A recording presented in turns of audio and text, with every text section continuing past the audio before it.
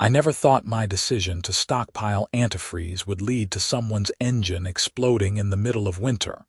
But here we are, with Patricia Henderson screaming at me from her driveway while green fluid leaked onto the frozen asphalt. Let me back up 6 months to when this whole mess started. My name is Quentin Zimmerman, and I had just moved into the Riverside Meadows subdivision in Springfield, Illinois, thinking I had finally found the perfect quiet neighborhood to settle down after my divorce. The houses were nice, the lawns were manicured, and everything seemed peaceful. What I didn't know was that Patricia Henderson, the HOA president, ran this place like her personal fiefdom, and she had her eyes on everything residents owned.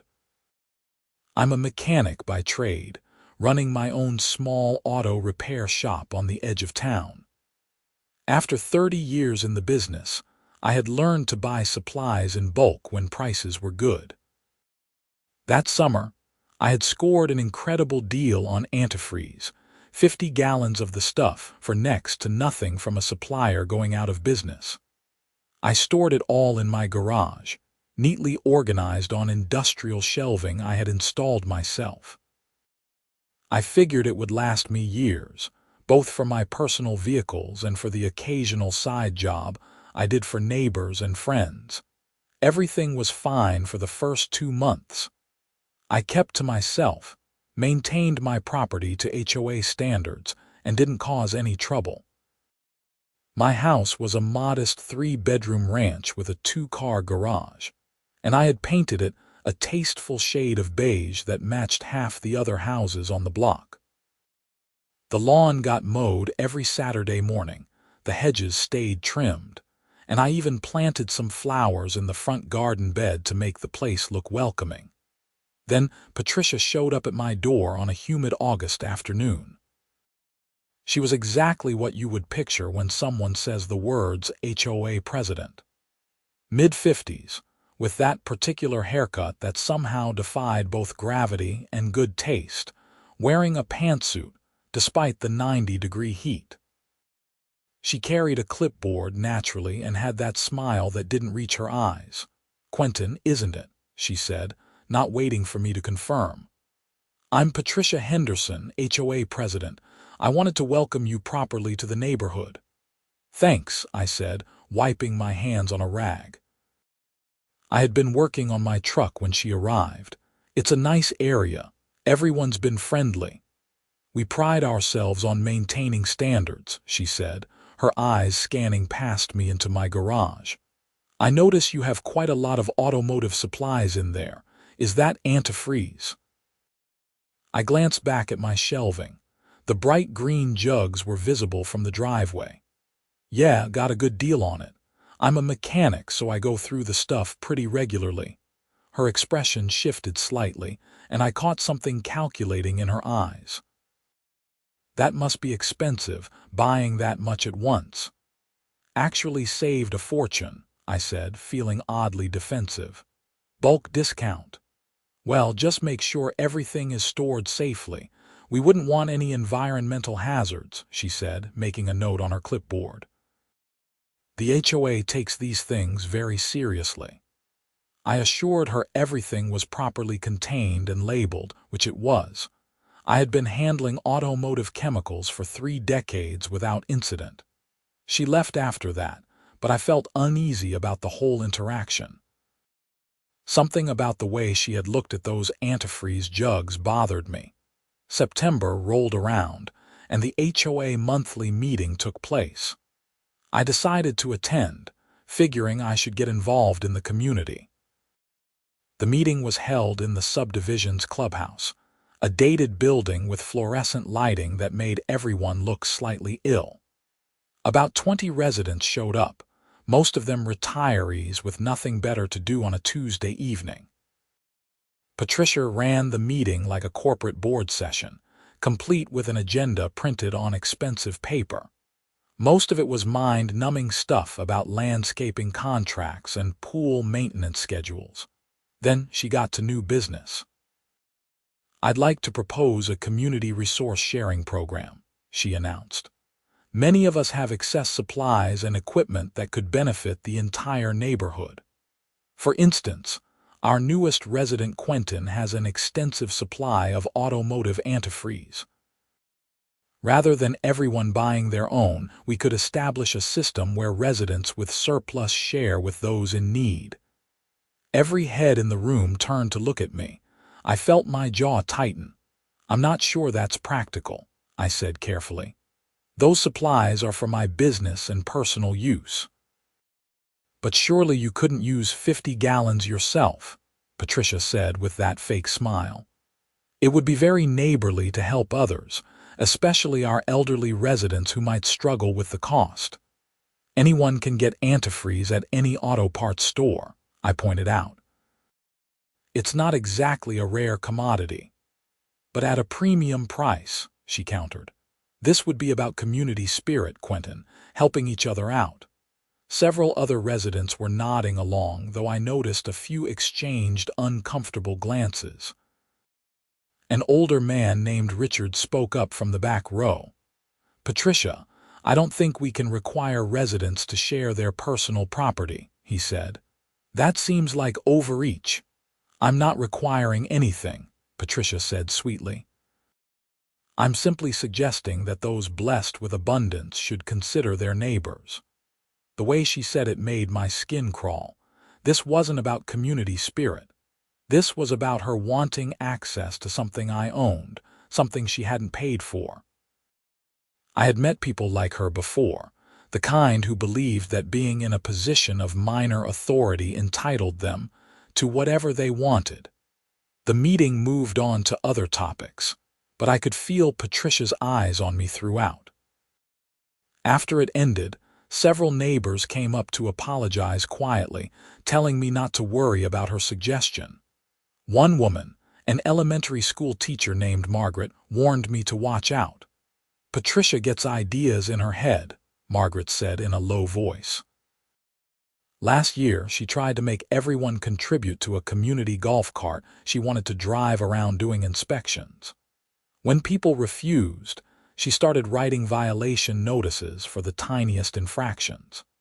My husband got cited because our mailbox was supposedly half an inch too far from the street. That's insane, I muttered. That's Patricia, Margaret said with a shrug. Just keep your head down and don't give her ammunition. I took that advice to heart and tried to stay under the radar. October came with cooler weather and I focused on my work at the shop. Business was good, and I was rebuilding my savings after the expensive divorce. The antifreeze sat in my garage, untouched except for the occasional jug I pulled for a job. Then the violation notices started. The first one arrived in my mailbox on a Wednesday. According to Patricia's inspection, my garbage cans were visible from the street for more than 12 hours after collection day. Never mind that the truck had come late and I had been at work. The fine was $50. The second notice came 3 days later. My lawn was apparently a quarter-inch too long according to HOA standards. Another $50 fine. The third notice cited window glare, claiming my windows were causing reflective disturbance to neighbors. This one came with a $100 fine and a demand that I install specialized window treatments at my own expense. I knew exactly what this was. Patricia was retaliating because I hadn't rolled over and offered up my antifreeze for her community sharing scheme. I called her to discuss the violations, trying to keep my tone professional. "These seem excessive," I said when she answered. "My property is well maintained. The rules are clearly outlined in the HOA bylaws you signed when you purchased your home," she replied crisply. "Everyone must comply equally. I'd like to contest these violations through the proper channels. You're welcome to request a hearing with the HOA board, but I should mention that I've been president for 8 years, and the board has never overturned one of my decisions. The hearing request fee is $200, non-refundable." She had me boxed in. Fighting each violation would cost more than just paying the fines, and she knew it. I gritted my teeth and paid the first round of penalties, but I started documenting everything meticulously. Photos of my property, time stamps, measurements. If she wanted to play games, I would be ready. November brought the first hard freeze, and that's when Patricia's real agenda became clear. She showed up at my door on a Saturday morning, this time without the fake pleasantries. "Quentin, I need antifreeze for my car," she announced. "I'm sure you can spare a gallon or two from your stockpile." "There's an auto zone 10 minutes away," I said. "They're running a sale this week, actually." "I'm not paying retail prices when there's a perfectly good supply right here in the neighborhood," she snapped. "As HOA president, I shouldn't have to explain community responsibility to you. And as someone who paid for those supplies, I shouldn't have to explain property rights to you," I shot back. "The answer is no, Patricia." Her face flushed red. "You're being incredibly selfish. I'm being realistic. You want something for free that I paid for. That's not how things work." "We'll see about that," she said coldly and stalked back to her car. The harassment intensified. I started getting violation notices twice a week. My house number wasn't reflective enough. My driveway had a small oil stain that violated environmental standards. My doormat was the wrong color. Each came with escalating fines. When I showed up at the next HOA meeting to formally complain, Patricia had stacked the deck with her cronies who voted down my objections without discussion. "Perhaps if you were more cooperative with community initiatives, you wouldn't be under such scrutiny," she suggested during the meeting, her meaning crystal clear. Other residents looked uncomfortable but said nothing. I later learned that Patricia had a history of targeting anyone who crossed her, making their lives miserable until they either bent to her will or sold their homes and left. She had forced out 3 families in the past 5 years. December arrived with brutal cold, and Springfield was hit with an early winter storm that dropped temperatures well below freezing. That's when Patricia's car started having issues. I heard about it through the neighborhood grapevine. Margaret stopped by my shop one afternoon to tell me. "Patricia's Mercedes has been making horrible noises," she said. "The engine keeps overheating, apparently. She's been driving around complaining about it to everyone." "Sounds like a cooling system problem," I said automatically. "Probably needs a flush and fresh antifreeze." "She's been telling people she's going to get it fixed after the holidays because she doesn't want to spend money right now," Margaret continued. "But she's still driving it." I shook my head. Driving a car with a compromised cooling system in freezing weather was asking for trouble, especially if there wasn't proper antifreeze in the system. But that wasn't my problem. Patricia had made it clear she saw me as an enemy, and I wasn't about to offer help she would probably throw back in my face. The week before Christmas, Patricia appeared at my door again. It was 6 in the evening, already dark, and the temperature had dropped to 15 degrees. She looked agitated. "I need antifreeze," she said without preamble.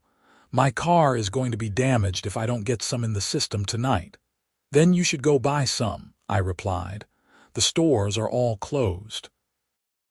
There was an accident on Route 55, and everything shut down early because of the ice. I had heard about the accident on the news, a multi-car pileup that had traffic backed up for miles.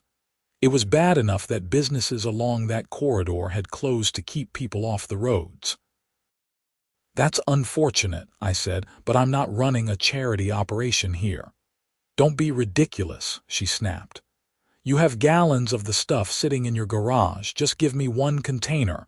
I'll pay you back." "No, you won't," I said flatly. "You've made it clear you think you're entitled to my property for free. This whole community sharing thing was just you trying to legally justify taking what isn't yours." I could write you a citation right now for non-compliance with community welfare standards, she threatened. Go ahead, I said. I've got a lawyer reviewing all your previous violations. Turns out most of them are bogus and there's a good case for harassment. You might want to think twice about adding more evidence to the pile. This was a bluff. I had consulted with a lawyer friend, but hadn't officially retained anyone yet. The legal fees would be substantial, and I was hoping Patricia would back off if she thought I was serious about fighting. Her eyes narrowed. You're going to regret this, Quentin. I regret moving into this neighborhood, I shot back. But I'm not giving you my antifreeze. Try calling a tow truck if your car is that bad off. She stormed off, and I closed the door feeling simultaneously vindicated and uneasy. Patricia wasn't the type to accept defeat gracefully, and I wondered what she would do next. I found out the next morning. When I went to leave for work, I discovered that someone had filed a false police report claiming I was storing hazardous materials in violation of local ordinances. 2 officers were waiting by my garage, looking apologetic. Sorry about this, Mr. Zimmerman, the younger cop said. We got a complaint and have to check it out. I showed them my garage, explained my profession, and demonstrated that everything was properly stored in approved containers with appropriate labeling. The officers nodded, satisfied. Whoever called this in was wasting everyone's time, the older officer said. Your setup is better than most professional shops I've seen. Everything's up to code. It was Patricia Henderson, I said. She's the HOA president, and she's been harassing me because I won't give her free antifreeze from my personal supply. The officers exchanged a look. We've had dealings with her before, the older one admitted. False reports are a serious matter. We'll be having a conversation with her about this. After they left, I sat in my truck for a long moment, gripping the steering wheel. This situation was spiraling out of control. Patricia was escalating, and I needed to be smart about how I handled it. That's when the idea started forming, an admittedly petty plan that I knew could backfire spectacularly, but the vindictive part of me didn't care anymore. If Patricia wanted antifreeze so badly, maybe I should give it to her. Just not the kind she was expecting. That evening I took an empty antifreeze jug, the same brand and color as the ones in my garage, and filled it with water. Just plain tap water, clear and colorless. I added a few drops of green food coloring to give it that characteristic antifreeze tint, shook it up, and sealed the cap. The container looked identical to my legitimate antifreeze jugs. Then I placed it prominently on the shelf where it would be visible from the driveway, separate from my actual supply. I knew what I was doing was wrong. I knew it could cause serious damage to her vehicle. But after months of harassment, hundreds of dollars in bogus fines, and a false police report that could have gotten me in real trouble, I had reached my limit. If Patricia wanted to steal from me, and I was certain that's what she was planning, she would get exactly what she deserved. 2 days passed. I kept to my normal routine, going to work, coming home, living my life. I didn't mention anything to anyone about the fake antifreeze jug. I just waited. On the 3rd day, I came home from the shop around 7 in the evening. As I pulled into my driveway, I noticed my garage side door was slightly ajar. I always kept that door locked, but the old lock was cheap and could be easily jimmied. My heart rate picked up as I parked and went to investigate. Inside the garage, the shelf where I had placed the water-filled jug was empty. That container was gone, but all my legitimate antifreeze remained untouched. Someone had taken the bait. I should have felt guilty. Instead, I felt a grim satisfaction. I had surveillance cameras installed after the false police report. Cheap, wireless units that recorded to the cloud. I pulled up the footage on my phone and watched Patricia Henderson, clear as day, using a screwdriver to pop open my side door, entering my garage, looking around nervously, grabbing the marked jug and leaving. The timestamp showed it had happened around 2 in the afternoon while I was at work. She had literally broken into my property and stolen from me. That was trespassing and theft, both criminal offenses. I downloaded the footage and saved it to 3 different locations, then sat down to think about my next move. I could call the police right now, show them the video and press charges. Patricia would be arrested, and she would probably lose her position as HOA president. But that wouldn't result in the engine damage I knew was coming. If I wanted the full karmic retribution, I needed to wait, so I waited. 4 more days went by. The temperature continued to drop, hitting single digits at night. I heard through Margaret that Patricia had been bragging about how she had finally obtained proper antifreeze for her Mercedes without having to pay premium prices. She apparently told several neighbors that a friend had given her a jug, conveniently leaving out the breaking and entering part. I knew what was going to happen. Water freezes at 32 degrees Fahrenheit. When water freezes, it expands. If that water is inside an engine block, the expansion causes the metal to crack. It's catastrophic damage, essentially destroying the engine. The repair would cost thousands, potentially more than the car was worth if it was an older model. Patricia's Mercedes was a 10-year-old E-Class that she drove like it was still worth its original $60,000 price tag. I estimated the engine replacement would run her at least $8,000 to $10,000, maybe more depending on what other systems were damaged. On the 8th day after the theft, I woke up to the sound of screaming. I looked out my bedroom window and saw Patricia standing in her driveway, staring at her car in horror. Green liquid was pooling under the engine, and even from my house I could see the steam rising into the frigid morning air. I got dressed and walked outside, coffee in hand, as several neighbors emerged to see what the commotion was about. Patricia's Mercedes sat at an angle, the front end lower than it should have been, and the puddle of green fluid had spread across half her driveway. The hood was up, and when I got close enough to look, I saw the engine block had a massive crack running along the side with coolant still draining out. "What happened?" I asked, keeping my voice neutral. Patricia whirled on me, her face purple with rage. You did this." "Did what?" I asked calmly. "I'm just a neighbor checking on the noise. My engine is destroyed. It cracked. The mechanic I called said it must have frozen." "That's what happens when you don't have proper antifreeze in your cooling system," I said, taking a sip of coffee. "Especially in weather like this." "I put antifreeze in," she shrieked. "I put it in over a week ago." "Are you sure it was antifreeze?" I asked, "because that looks like water damage to me." The other neighbors were watching this exchange with growing interest. Patricia's eyes narrowed as she stared at me, and I could see the gears turning in her head. She was realizing something, putting the pieces together. "You," she hissed. "You set me up." "I have no idea what you're talking about," I said. "I've been very careful with my antifreeze supply, keeping it locked up safe after someone filed a false police report about hazardous materials. You remember that incident, right, Patricia?"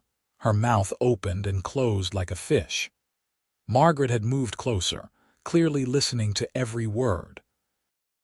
A few other neighbors had their phones out, probably recording the drama. "How did you even get antifreeze?" I asked, pressing the advantage. "I know you didn't buy any from the store, and I certainly didn't give you any of mine. You were very clear about not wanting to pay retail prices." Patricia's face had gone from purple to white. She knew she was trapped. If she admitted to stealing from my garage, she would be confessing to a crime in front of witnesses. If she didn't explain where she got the antifreeze, She had no grounds to blame me for her car's damage. "I'm calling my lawyer," she finally spat out. "That's probably a good idea," I agreed. "While you're at it, you might want to call your insurance company, though I'm not sure they cover damage from using improper coolant. That's usually considered operator error." I walked back to my house, feeling the eyes of the neighborhood on me. Once inside, I allowed myself a small smile. The plan had worked perfectly. Patricia had stolen from me, used the fake antifreeze, and destroyed her own engine. She had no legal recourse, because admitting how she obtained the fluid would mean confessing to breaking and entering and theft. But I knew this wasn't over. Patricia wasn't the type to accept this kind of defeat, and she would be looking for revenge. I needed to be ready. Sure enough, 2 hours later there was a knock on my door.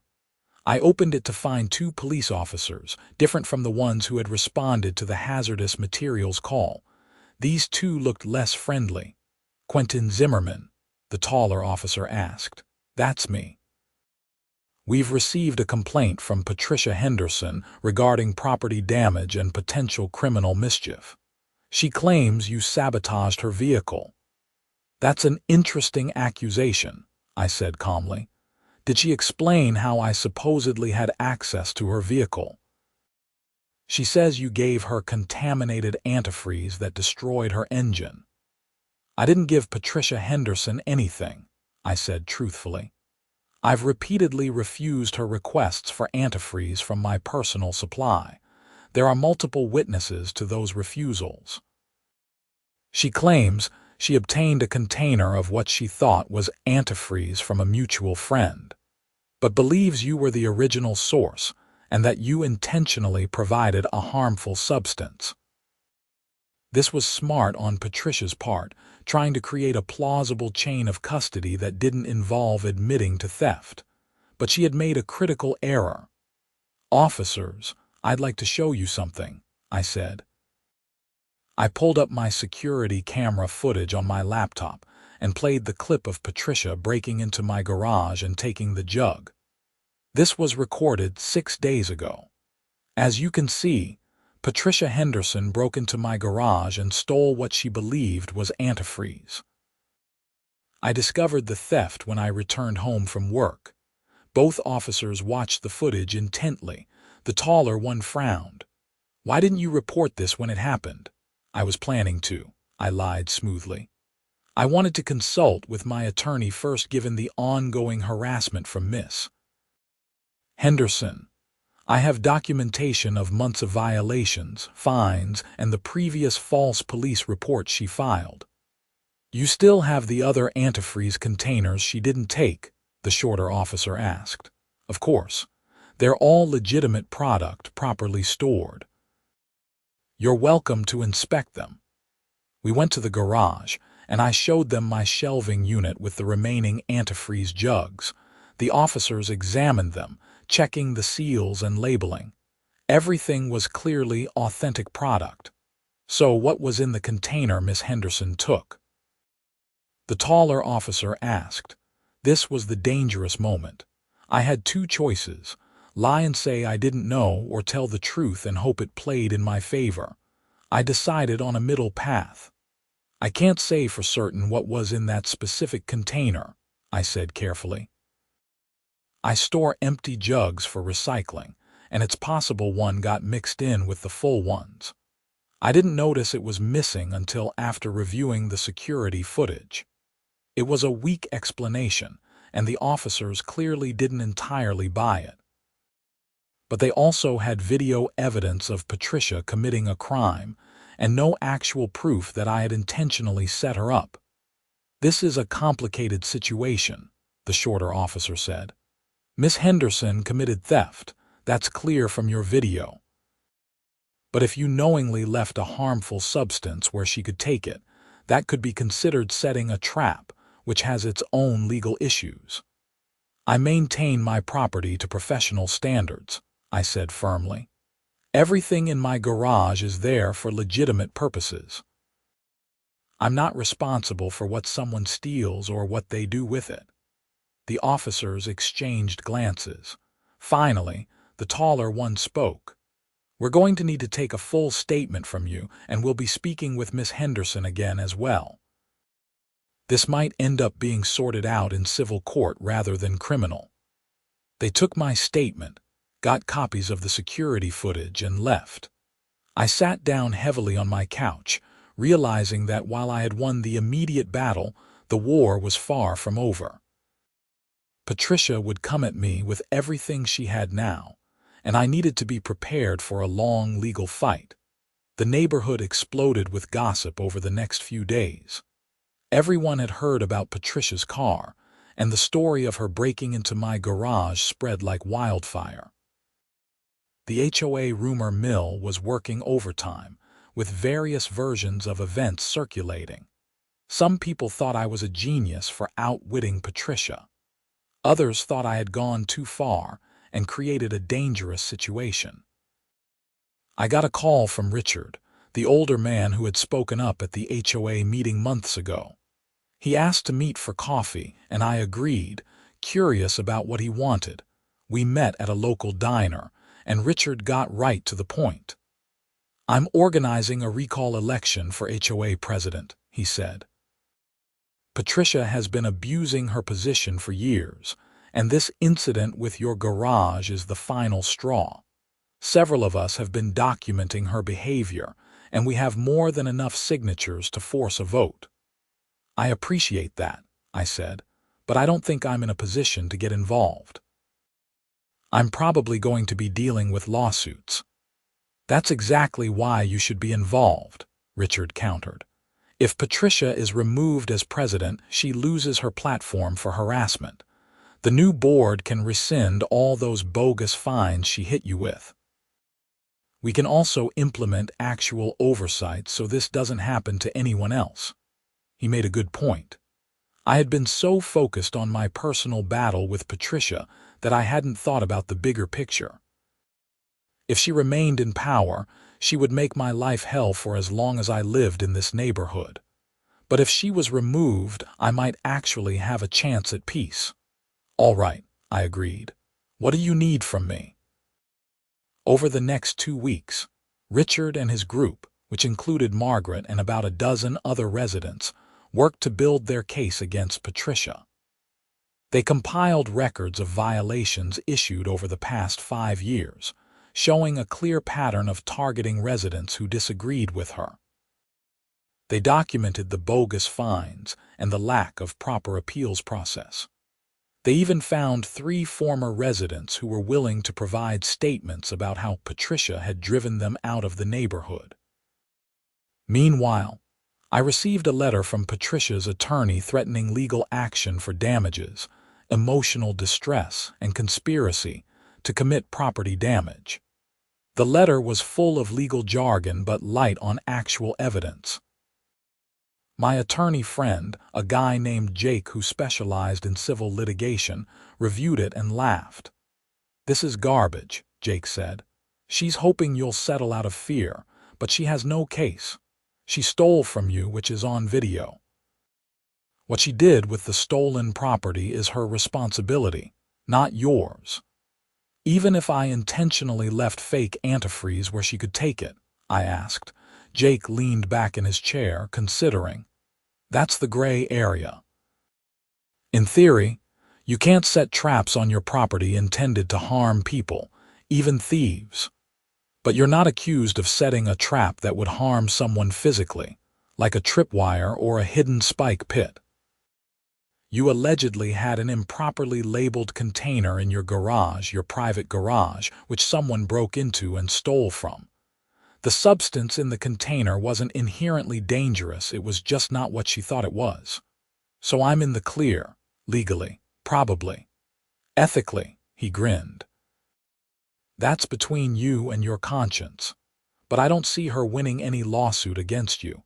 If anything, you could countersue for the theft, the break-in, and months of harassment."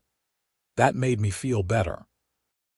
I authorized Jake to respond to Patricia's attorney with a strongly worded letter outlining her criminal actions and our intention to pursue charges, if she continued with her frivolous lawsuit. I also provided him with all my documentation of her harassment campaign, including photos, copies of violation notices, and witness statements from neighbors. The HOA recall election was scheduled for early February. Patricia fought it tooth and nail, sending out mass emails to all residents claiming that a small group of malcontents was trying to undermine the neighborhood's values. She painted herself as a victim of my vindictive scheme and positioned the recall as a personal attack rather than a legitimate grievance process. But the tide had turned against her. Too many people had their own stories of Patricia's overreach. The elementary school teacher, whose mailbox was supposedly in the wrong spot. The retired veteran who got cited for displaying an American flag that was an inch larger than regulations allowed. The young couple who faced daily harassment because they painted their house a shade of gray that Patricia deemed too dark, even though it was within the approved color palette. All of these people came forward, and suddenly the narrative shifted. This wasn't about me and my antifreeze. This was about a pattern of abuse of power that had gone unchecked for too long. The night before the election, I received an unexpected visit. Patricia showed up at my door, alone this time, looking exhausted. She had aged visibly in the past month, with dark circles under her eyes and a defeated slump to her shoulders. "Can we talk?" she asked quietly. I almost said no. After everything she had put me through, I wanted nothing to do with her. But curiosity got the better of me, and I stepped outside, pulling the door closed behind me. We stood on my porch in the cold evening air. "I know I'm going to lose tomorrow," she said. "The votes are already decided. I'm going to be removed as president and probably face criminal charges for breaking into your garage." "You're not here for sympathy," I said. It wasn't a question. "No," she agreed. "I'm here to explain, not that it will matter. My husband left me 3 years ago. Cleaned out our joint accounts and moved to Florida with his secretary. It's such a cliché, it's almost funny. Except I was left with a mortgage I could barely afford and a car that's constantly breaking down. I thought if I could save money on little things, like antifreeze, I could make ends meet."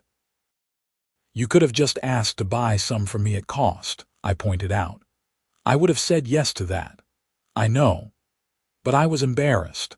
I'm supposed to be this successful, put-together person, the HOA president who has everything under control." Admitting I couldn't afford a $10 jug of antifreeze felt like failure. "So instead you harassed me for months, filed false police reports, and broke into my garage." "Yes," she said simply.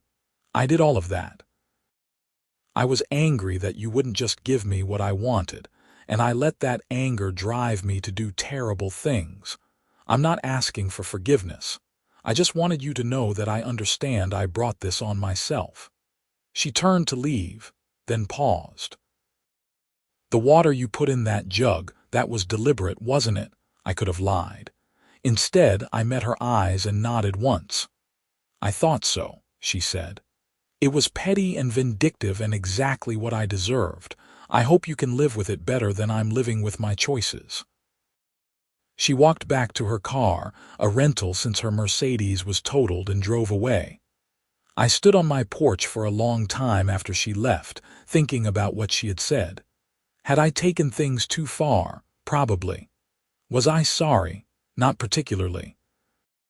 Patricia had been given multiple chances to back off, to treat me like a human being rather than a resource to be exploited. She had chosen escalation at every turn. The recall election the next day was swift and decisive. Patricia lost by a landslide vote of 43-7. Richard was elected as the new HOA president, with a mandate to reform the organization and implement actual checks on presidential power. One of his first acts was to rescind all the violation notices Patricia had issued against me, refunding the fines I had paid with a formal apology from the board. Patricia resigned quietly and put her house up for sale within a week. I heard she moved in with a sister in Iowa, leaving Springfield behind. The criminal investigation into her breaking and entering continued, but the district attorney decided not to press charges given her cooperation and lack of prior criminal history. She did have to pay restitution for my security system installation and legal fees, but that was the extent of her legal consequences. The damaged Mercedes sat in her old driveway for 2 months before it was finally towed away to a salvage yard. Every time I drove past it, I felt a mixture of satisfaction and unease. I had won, but the victory had come at the cost of thousands of dollars of damage to someone else's property, even if that person had been stealing from me. Life in the neighborhood slowly returned to normal under Richard's leadership. The new HOA board implemented reasonable policies, established an actual appeals process for violations, and generally treated residents like adults capable of maintaining their own properties without micromanagement. It was everything an HOA should be but rarely is. I continued running my shop and living my life. The story of Patricia's downfall became neighborhood legend, growing more elaborate with each retelling. In some versions, I was a calculating genius who had engineered the entire situation from day one. In others, I was a victim who had been forced to defend himself against a tyrant. The truth, as usual, lay somewhere in the middle. Several months after everything settled down, Jake called me with unexpected news. Patricia's insurance company had paid out on her car after determining that the damage was indeed from improper coolant, but they had classified it as comprehensive coverage rather than a maintenance issue. She had gotten money for the totaled vehicle, enough to buy a decent used car. She landed on her feet, Jake told me, more or less. Good for her, I guess, I said, and meant it. I didn't hate Patricia, not really. I just had refused to be her victim. Spring arrived, bringing warmer weather and the end of antifreeze season. I still had most of my 50-gallon stockpile, minus the one jug that had caused so much chaos. I started using it for customer vehicles at the shop, slowly working through the inventory. Every time I poured the bright green liquid into a cooling system, I thought about that winter and the valuable lessons I had learned about standing up for myself and the costs of petty revenge. One warm April evening, I was working in my garden, planting tomatoes, when Margaret stopped by with her husband. They had a proposition. "We're organizing a neighborhood barbecue," she said.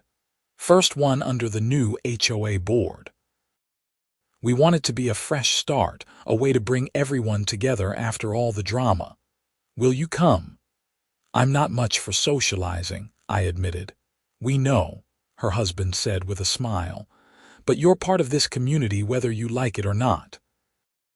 And what you did, standing up to Patricia, that started a positive change. People respect that." I agreed to attend, though I was skeptical about how welcome I would actually be, but the barbecue turned out to be surprisingly pleasant. People were friendly without being nosy, and there was a sense of relief in the air, like everyone had been holding their breath for years and could finally exhale. Richard made a short speech about the new direction of the HOA, emphasizing transparency and community input. There was no mention of Patricia or the events of the previous winter. It was as if everyone had collectively decided to move forward without dwelling on the past. As I stood there with a burger and a beer, watching neighbors laugh and kids play on the clubhouse lawn, I realized that this was what I had wanted all along when I moved to Riverside Meadows. A quiet, normal neighborhood where people treated each other decently. It had taken a bizarre war over antifreeze to get here, but maybe some things are worth fighting for. A week later, I received a letter forwarded from Patricia's old address. Inside was a check for $500 and a brief note in her handwriting. For the antifreeze I stole and the trouble I caused, I'm sorry it took so long to do the right thing. I stared at that check for a long time. $500 didn't come close to covering the stress, the legal fees, or the time I had spent dealing with her harassment. But it was something. It was an acknowledgement that she had been wrong and an attempt to make amends. I could have torn it up. I could have returned it with a nasty note.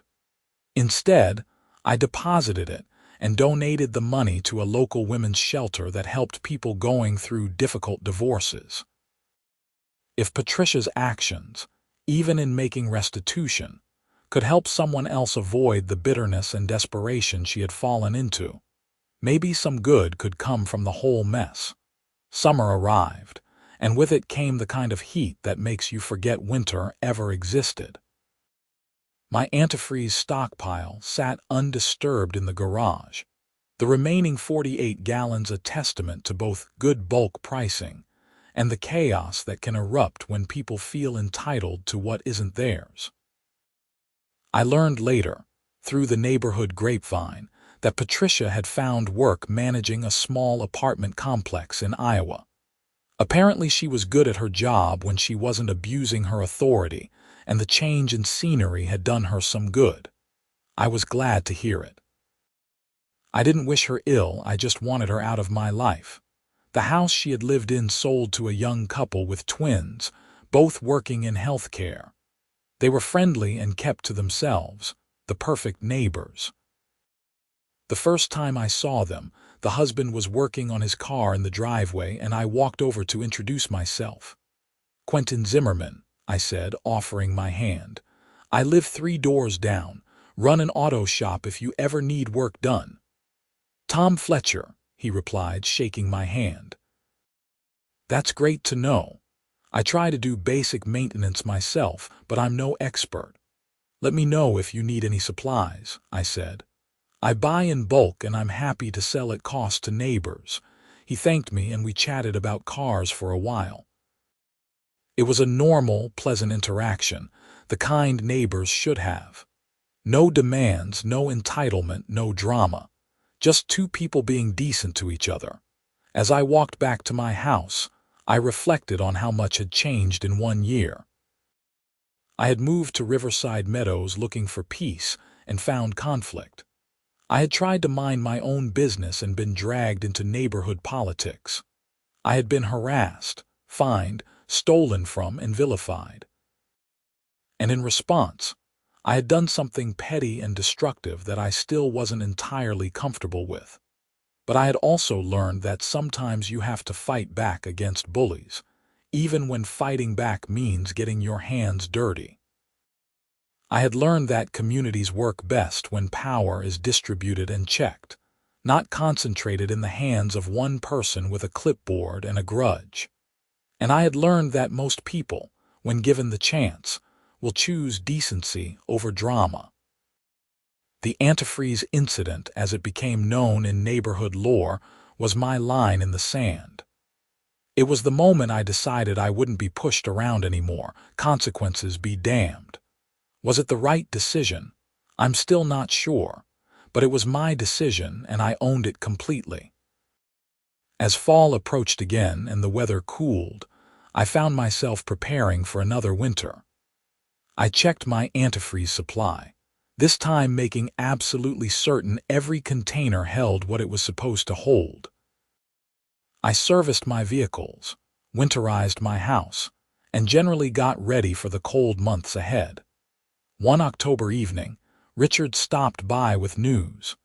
The HOA board had been going through Patricia's records and had discovered that she had been embezzling funds for the past 2 years. Small amounts, a few $100s here and there, but it added up to nearly $8,000 that couldn't be accounted for. "We've reported it to the police," Richard said grimly. "They're investigating. I thought you should know since you were one of her primary targets." I felt a cold clarity settle over me. Patricia's harassment hadn't just been about the antifreeze or her wounded pride. She had been stealing from the HOA and needed to maintain absolute control to keep anyone from looking too closely at the finances.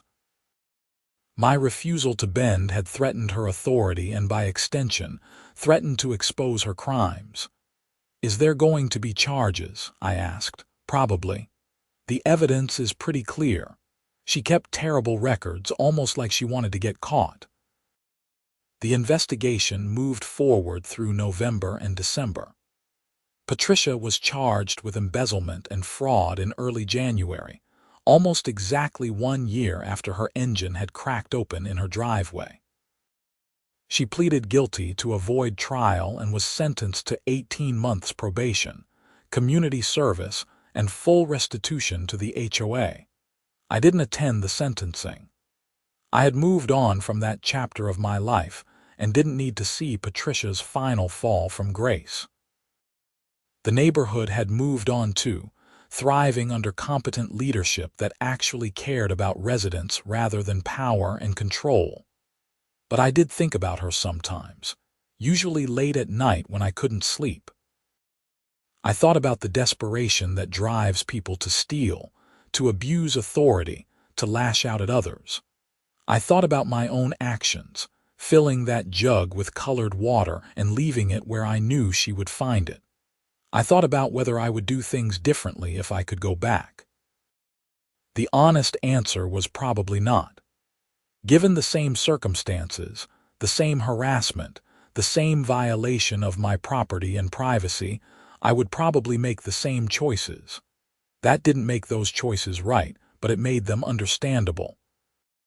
Sometimes people push you until you push back, and the pushing back gets messy. My attorney Jake had told me something during the thick of the legal threats that stuck with me.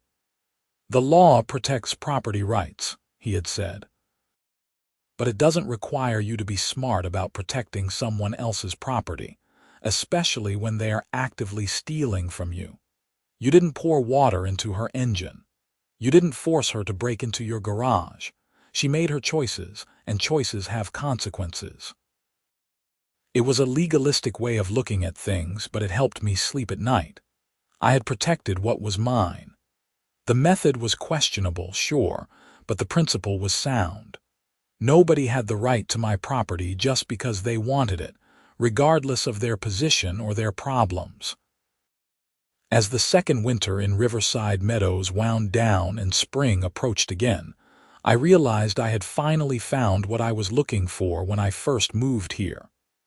Peace wasn't the absence of conflict, it turned out. Peace was living in a place where conflict could be resolved fairly, where people were held accountable for their actions, and where you could plant tomatoes in your garden without worrying about violation notices for unauthorized vegetable placement. The antifreeze in my garage remained untouched, except for legitimate use at my shop. I never replaced the jug that Patricia had stolen, keeping my supply at 49 gallons instead of 50. It was a reminder, a small memorial to the war that had been fought over something as mundane as automotive coolant. Neighbors would sometimes reference the incident, usually with dark humor. "Better not get on Quentin's bad side," someone would joke at a block party. "He'll give you the watered-down stuff." I would smile and shrug, neither confirming nor denying. Let them think what they wanted. I knew the truth and I could live with it. Tom Fletcher, the new neighbor in Patricia's old house, became a regular customer at my shop. Good guy, paid on time, never complained about prices. His wife was equally pleasant, and their twins were well-behaved kids who actually played outside instead of being glued to screens all day. They represented what the neighborhood could be when toxic people weren't running things. On a warm day in late March, almost 15 months after that frozen morning when Patricia's engine had cracked, I was washing my truck in the driveway when a car I didn't recognize pulled up. A woman got out, mid-30s, professional looking. She walked up with a friendly smile. "Quentin Zimmerman," she asked. "That's me," I said warily, wondering if this was some new legal problem. "I'm Jessica Chen, reporter for the Springfield Journal. I'm doing a feature story on HOA reform in Illinois, and several people suggested I talk to you about what happened in Riverside Meadows." I almost said no immediately. The last thing I wanted was to rehash the whole mess for a newspaper. But then I thought about other neighborhoods, other people dealing with petty tyrants who abused their tiny amount of power. Maybe my story could help someone else. "I'll talk to you," I said. "But I get to review what you write before it's published, and I can veto anything I'm not comfortable with." She agreed, and we sat on my porch for 2 hours while I walked her through everything. The harassment, the fines, the theft, the cracked engine, the recall election, the embezzlement charges. She took notes furiously and asked smart questions. "Why didn't you just move?" she asked at one point. "It seems like that would have been easier than fighting." "Because I shouldn't have to," I said simply. "I bought this house. I pay my mortgage and my HOA fees. I maintain my property. I'm a good neighbor. Why should I be driven out of my home because one person decided to abuse her authority? That's not right." The article ran 2 weeks later, and it was fair. Jessica focused on the systemic issues with HOA governance in Illinois, using my story as one example among several. She interviewed Richard about the reforms implemented in Riverside Meadows, and even got comments from a few other former residents who had been targeted by Patricia. The article sparked a small wave of HOA reform efforts across the state. Lawmakers introduced bills requiring more transparency in HOA operations and establishing clearer processes for removing board members who abused their positions. None of the bills passed that session, but the conversation had started. I framed a copy of the article and hung it in my shop office. Not because I was proud of what I had done, but as a reminder of why it mattered. Communities need rules and standards, but they also need accountability. Power without oversight leads to abuse, whether it's in government corporations or a subdivision HOA in central Illinois. Life continued. Seasons changed. My antifreeze supply slowly diminished through normal use at the shop. The neighborhood flourished under competent leadership. Patricia served her probation in Iowa and, as far as I knew, never returned to Springfield. The whole incident gradually faded from immediate relevance into neighborhood history, a cautionary tale told to new residents about the bad old days. But I never forgot the lessons learned during that year. I learned that sometimes doing nothing is the same as accepting abuse, and that standing up for yourself can have messy consequences. I learned that people will surprise you, both in their capacity for pettiness and their capacity for positive change. And I learned that a 50-gallon supply of antifreeze purchased at bulk discount could become the center of a conflict that would reshape an entire community. Would I recommend my methods to someone else facing similar harassment? Probably not. There were better ways to handle the situation, more mature responses I could have chosen. But I'm also not going to apologize for protecting what was mine or for refusing to be victimized. The cracked engine block in Patricia's Mercedes became a metaphor for what happens when you push too hard, take too much, and refuse to acknowledge boundaries. Metal that's stressed beyond its capacity will eventually fracture. People are the same way. Push them far enough and something breaks. Sometimes it's the person being pushed. Sometimes it's the person doing the pushing. In this case, it was Patricia's engine that literally broke, but figuratively, it was her entire life that cracked apart under the pressure of her own poor choices. As I sit here now, 2 years after moving into Riverside Meadows, I look back on that winter as a turning point, not just for me, but for this entire community. We learned that we didn't have to accept toxic leadership. We learned that standing together was more powerful than suffering alone. And we learned that sometimes the smallest incidents, a jug of antifreeze, a broken lock, a frozen engine, can catalyze massive change. My garage still houses automotive supplies, properly stored and labeled. My lawn stays mowed and my house stays painted. I pay my HOA fees on time and participate in neighborhood events. I'm a model resident, not because I fear retaliation, but because this is genuinely a good place to live now. And if someone new moves in and starts making unreasonable demands, well, I have 49 gallons of antifreeze in my garage, and I've learned to be very careful about which containers I leave where people can see them. But hopefully, it won't come to that. Hopefully, we've all learned enough from Patricia's downfall to avoid repeating her mistakes. The story of Karen, or Patricia as she was actually named, demanding my antifreeze supply and ultimately destroying her own engine through theft and entitlement, is one I'll carry for the rest of my life.